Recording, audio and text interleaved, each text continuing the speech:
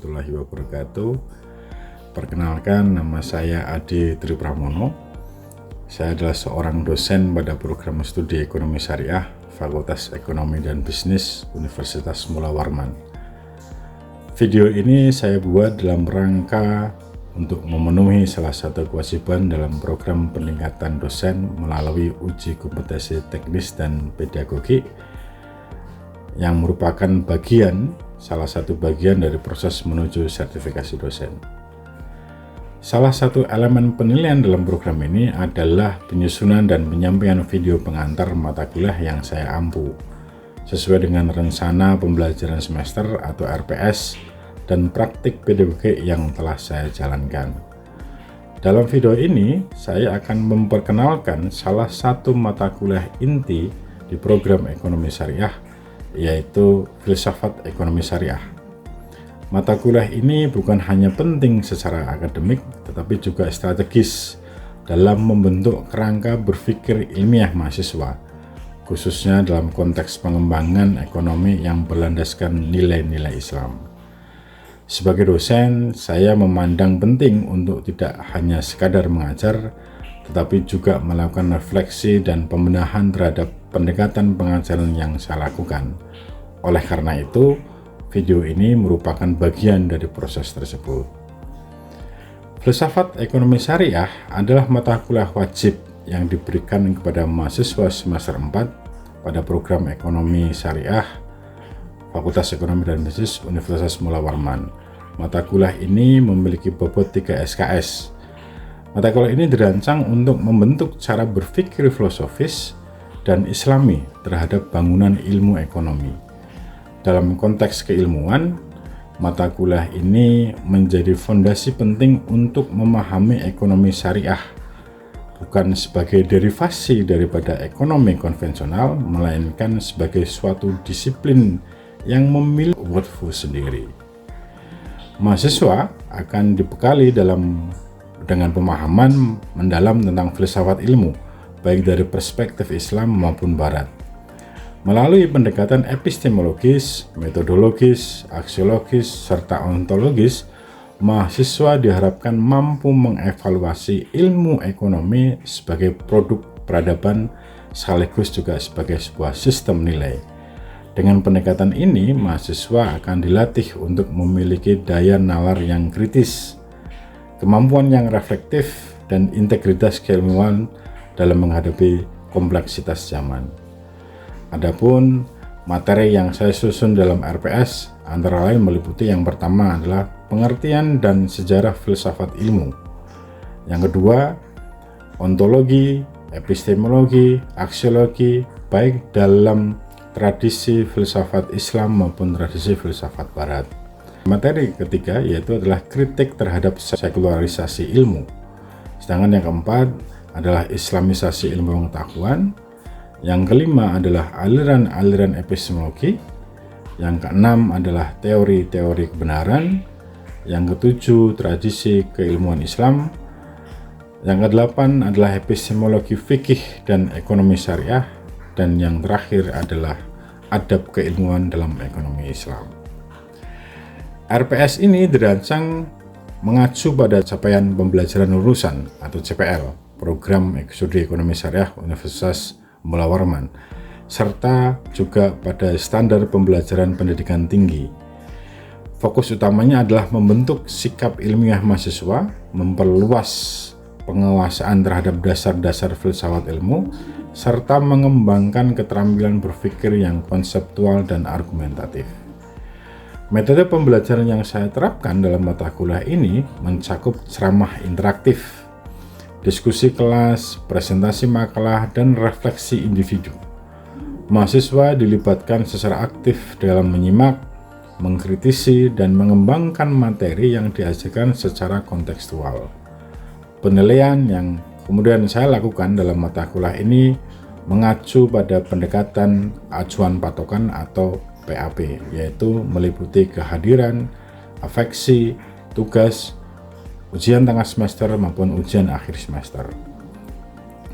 Referensi utama dalam perkuliahan filsafat ekonomi syariah ini mencakup buku-buku dari karya tokoh-tokoh seperti Jujun Surya Sumantri, Sayyid Muhammad Naqib Al-Atas, Muhammad Nurwan Daud, Kunto Wijoyo, Umar Chapra, Khudori, maupun Adian Husaini, serta tokoh-tokoh yang lain. Karya-karya mereka dipilih bukan hanya karena kedalaman filosofisnya, tetapi juga karena relevansinya dalam merumuskan kerangka keilmuan yang tidak terjebak dalam dikotomi barat maupun timur, atau sekuler dan juga agamis. Dengan referensi ini, mahasiswa diharapkan dapat membangun kerangka berpikir yang konseptual, yang khas dan kuat, sehingga nanti akan mampu secara kritis dan kreatif menghadapi tantangan keilmuan kontemporer, khususnya dalam bidang ekonomi syariah.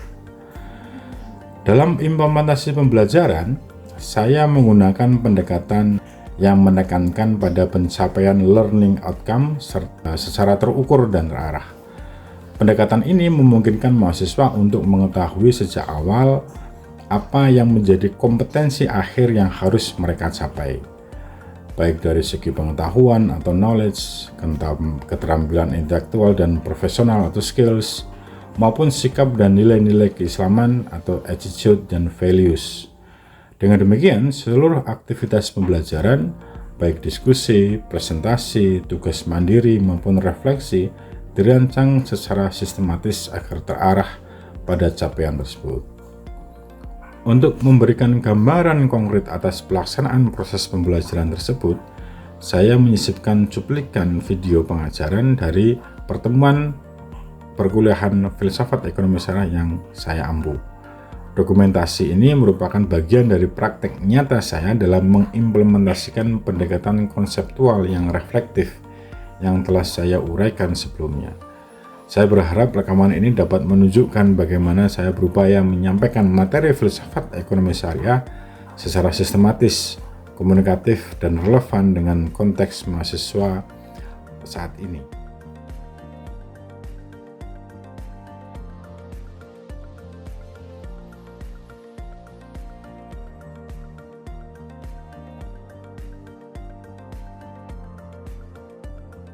Pertemuan ini akan mencapai goal itu, sehingga nanti teman-teman tidak usah sungkan-sungkan kalau misalkan nanti there is something that you can understand, ya. Kalau teman-teman masih kurang jelas, silahkan sampaikan aja. Kalau misalkan juga di luar waktu pun juga nggak masalah, nanti silahkan WA saya juga nggak apa-apa. Kita jangan penuhi grup kita dengan Spiderman, ya. Jadi jangan sampai itu nanti ada serang laba-labanya karena kita nggak pernah mengutak-utik diskusi di situ.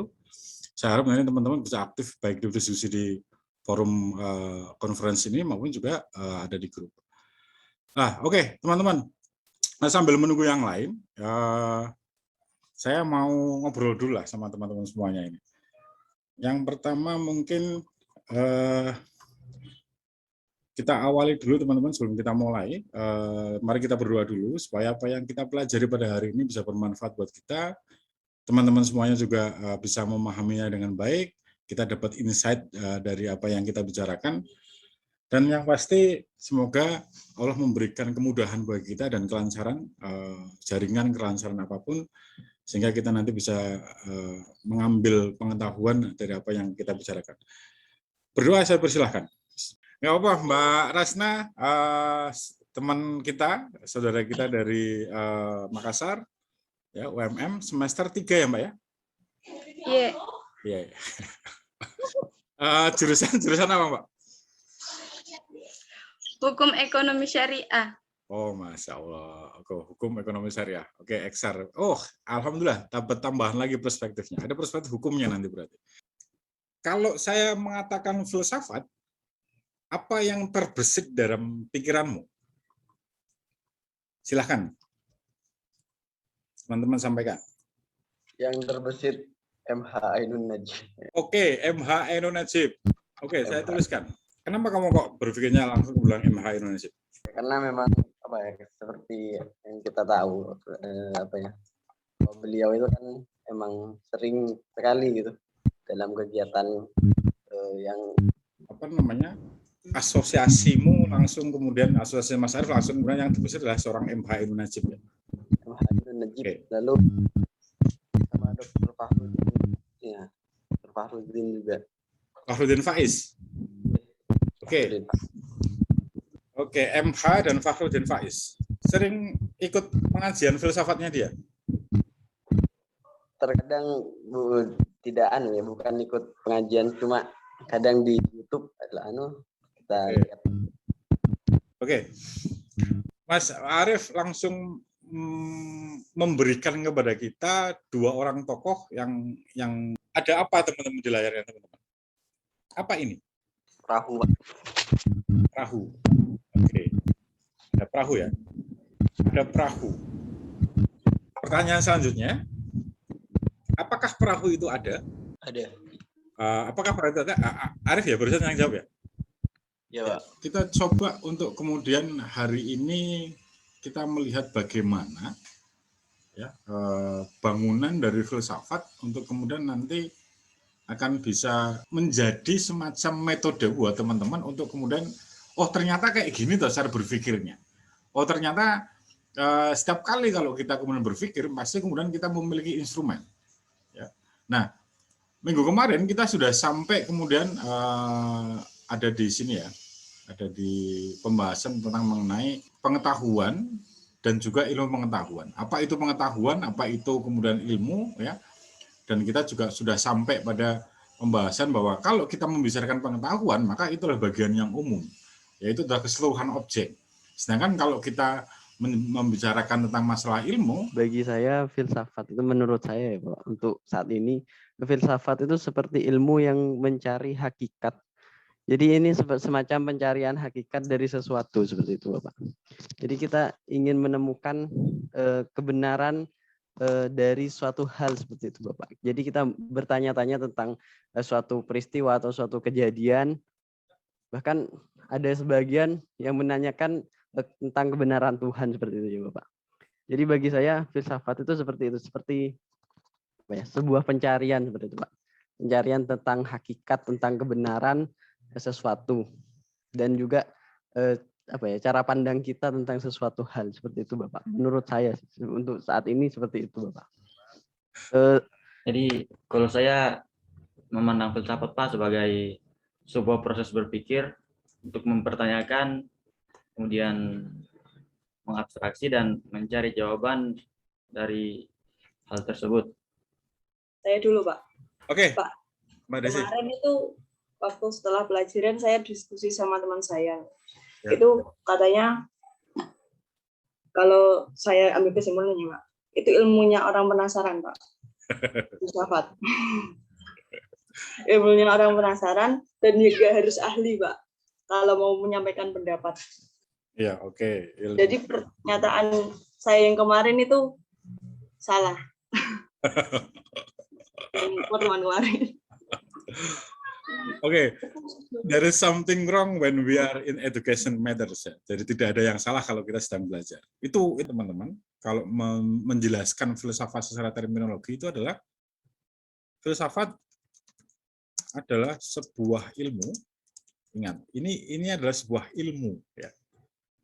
Ilmu, sebuah ilmu. Jadi ilmu itu apa sih Pak?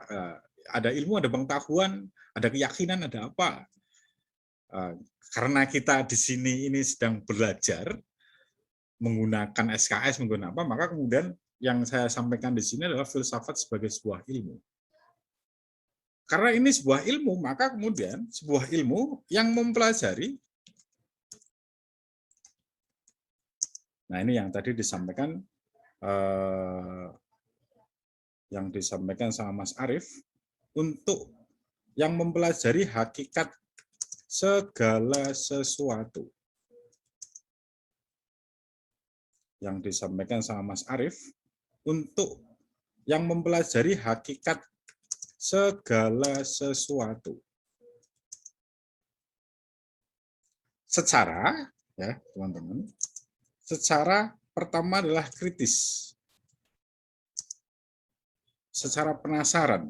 Ya, kritis ini muncul karena ada satu hal yang diawali dengan penasaran, kuriositas. Seperti yang tadi barusan disampaikan sama Mbak Desi, disampaikan juga tadi sama Mas Salahuddin, ya. Secara kritis, radikal atau mengakar, seperti yang disampaikan sama Mbak Rasna, sistematis karena tadi saya sampaikan filsafat itu tidak cuma hanya sekedar berpikir, tetapi harus sistematis. Karena apa? Karena di situ ada logika, teman-teman. Oke, saya akan membedah misalkan itu bukan perdebatan kusir, ya, bukan seperti telur dan ayam dan lain sebagainya, tapi filsafat itu harus ada sistematikanya, ya, secara kritis, secara radikal, secara sistematis, dan juga koheren. Nah, koheren itu artinya adalah runtut, komprehensif. Nah, ini komprehensif.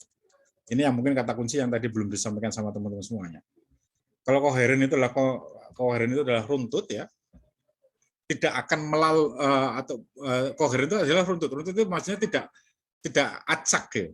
Tidak kemudian dari level 1 langsung ke level 10.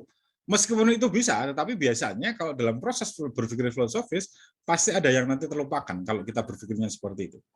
Nah, karena kalau dalam filsafat itu harus ada keruntutan. Nah, sekaligus juga harus komprehensif. Komprehensif itu artinya menyeluruh. Misalkan apakah kapur ini bisa berguna buat masyarakat, bisa berguna buat manusia, apakah ini berhasil atau tidak? Iya Pak, udah paham. Alhamdulillah, makasih ya Pak. Oke, sama-sama Pak Nabil. Ada lagi teman-teman, silakan.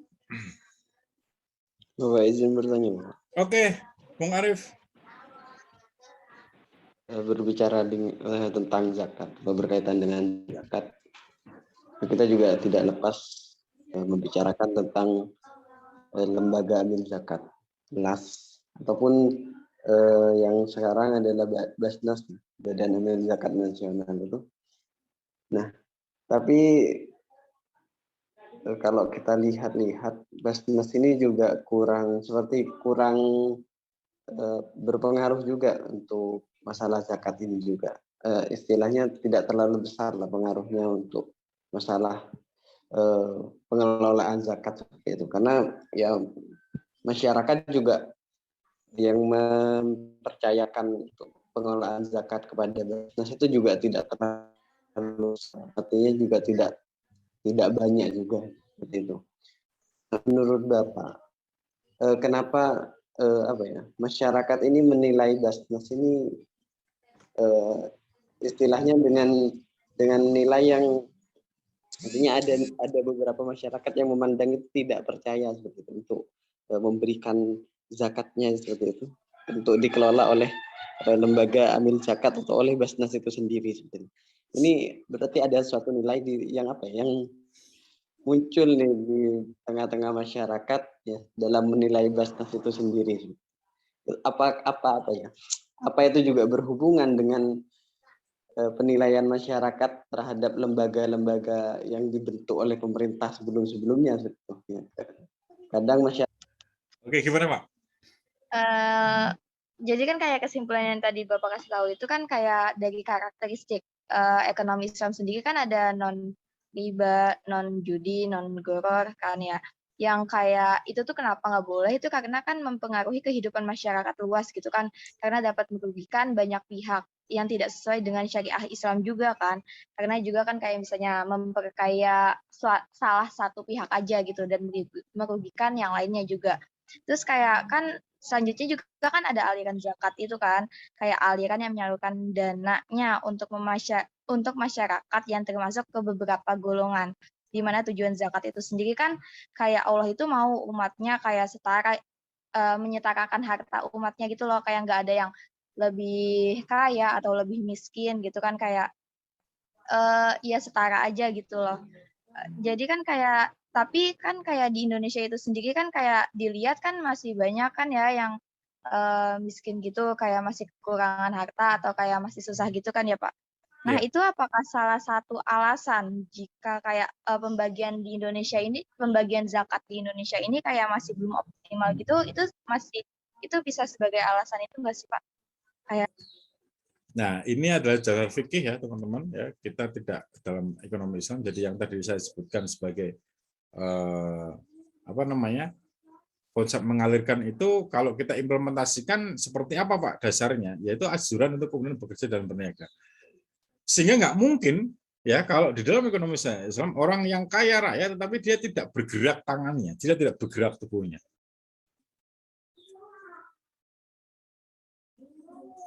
Pasti dia juga akan mengalirkan darahnya. Pasti juga yang namanya pengusaha. Makanya kemudian kenapa kemudian kalau dulu waktu Khulafaur Rasyidin itu kebanyakan adalah seorang pedagang, karena orang pedagang itu memang orang yang selalu dia akan tidak tersandera dengan, beda kalau sama petani ya. Kalau petani kan memang dia harus mengawinkan, harus dan lain sebagainya, waktu-waktunya nggak boleh ditinggal. Ya, meskipun dia tetap juga mendapatkan aktivitas fisik, yaitu adalah anjuran bekerja secara fisik. Nah, tetapi kalau bagi para pedagang ya, bagi para pedagang, ya kan mereka cuma dagang doang Pak lah. Kalau dulu dalam perkuliahan tersebut, saya melakukan pendekatan ekspositori reflektif yang diselingi dengan tanya jawab untuk mengajak mahasiswa berpikir kritis. Interaksi ini saya arahkan agar mahasiswa mampu melihat ekonomi syariah tidak hanya sebagai sebuah sistem teknis saja, melainkan juga sebagai bangunan nilai yang utuh yang hidup di zaman modern ini. Dalam konteks ini, saya mengajak mahasiswa tidak hanya mempelajari teori, tetapi juga merentungkan ulang asumsi dasar dari ilmu ekonomi itu sendiri. Saya membuka ruang diskusi untuk mempertanyakan apakah konsep rasionalitas dalam ekonomi konvensional selaras dengan fitrah manusia menurut Islam. Apakah model pertumbuhan yang dikejar terus-menerus merupakan orientasi yang sesuai dengan maqasid syariah? Lalu bagaimana posisi nilai spiritual dalam pengambilan keputusan ekonomi? Dalam kaitannya dengan sertifikasi dosen, saya berharap narasi dan refleksi ini dapat memberikan gambaran nyata bahwa pengajaran yang telah saya lakukan tidak hanya berorientasi pada transfer pengetahuan, tetapi juga pembentukan karakter keilmuan. Saya berkomitmen terus untuk memperbaiki metode, menyesuaikan dengan kebutuhan mahasiswa lintas generasi, serta memperkuat koneksi antara nilai-nilai Islam dengan tantangan keilmuan kontemporer. Demikian video ini kami sampaikan. Atas perhatiannya kami sampaikan terima kasih. Billahi taufiq wal hidayah. Wassalamualaikum warahmatullahi wabarakatuh.